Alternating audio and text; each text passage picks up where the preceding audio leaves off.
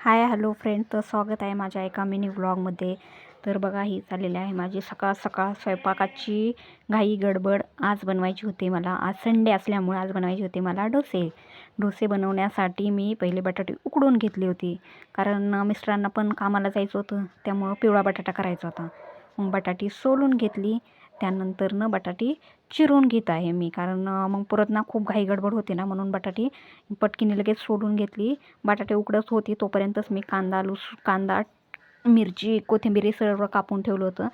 त्यानंतर हे बघा, मी बटाटे आता पूर्ण अशी चिरून घेत आहे. काय करतात, असेच पूर्ण स्मॅश करतात हे करताना, डोसा करताना. पण आमच्यात नाही तसं, बटाटे असे अख्खे लागतात, म्हणजे फोडी त्याच्या दिसल्या पाहिजे. तर हे बघा, अशा प्रकारे मी आता चिरून घेतलेलं आहे. आता मी बटाट्याची भाजी करत आहे. तर गॅसवर ठेवलेली आहे कढई. हे बघा, पहिला कांदा चिरून घेतलेला आहे, कोथिंबीर आहे, कढीपत्ता आहे आणि मिरच्या आहेत त्यासाठी. आणि मला बनवायची होती खोबऱ्याची पण चटणी, त्यासाठी पण मी सामान तयार करून ठेवलं होतं. तर हे बघा, सर्वप्रथम मी तेल टाकलं. तेल गरम झाल्यानंतर जिरी मोहरी टाकली. त्यानंतर त्यामध्ये टाकणार आहे आपण मिरच्या, कढीपत्ता आणि कांदा. ते चांगलं परतून घ्यायचं. चांगलं लालसर झाल्यानंतर त्यामध्ये टाकायचा बटाटा.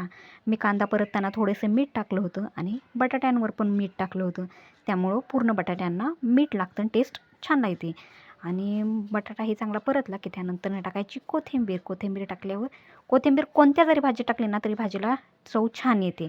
त्यामुळे बघा, ही अशी झालेली आहे माझी बटाट्याची भाजी. कशी झालेली आहे हे नक्की सांगा.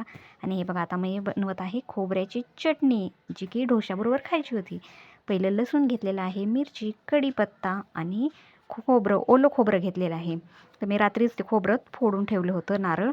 आणि हे बघा, आता हे सगळं मिक्सरमध्ये फिरवून घ्यायचं. मग मिक्सरमध्ये फिरवलं मी, त्याच्यामध्ये थोडासा शेंगदाण्याचा कूट पण टाकते, कारण आमच्या घरात आवडतो. मग शेंगदाण्याचा कूट टाकून ते पूर्ण असं बारीक केलं आणि एका भांड्यामध्ये ओतून घेतलं. आणि ओतून घेतल्यानंतर मी त्याला मोहरी आणि कढीपत्ताचा चांगला तडका देणार आहे. बघा, गरम केला आणि तडका दिला आणि त्यावर झाकण ठेवलं की तो तडका खूप छान होतो. आणि हे बघा, आता माझं झालेलं आहे. बघा, कशी दिसती चटणी नक्की कमेंटमध्ये सांगा. आणि हे आहे इडलीचं पीठ. आमच्या घरात ते डोस्याचं पीठ, इडली काय जास्त आवडत नाही. आणि अशा प्रकारे हे बघा, मी बनवलेला आहे डोसा. कसा वाटतो डोसा? आणि गुरुला खायचा होता. मी नंतर नाश्त्याला बनवला होते, पण गुरुला भूक लागली होती, म्हणून गुरुसाठी डोसा बनवलेला आहे. बघा कसा आहे. आवडला असेल तर लाईक करा, शेअर करा, कमेंट करा. भेटूया पुढच्या व्लॉगमध्ये. बाय.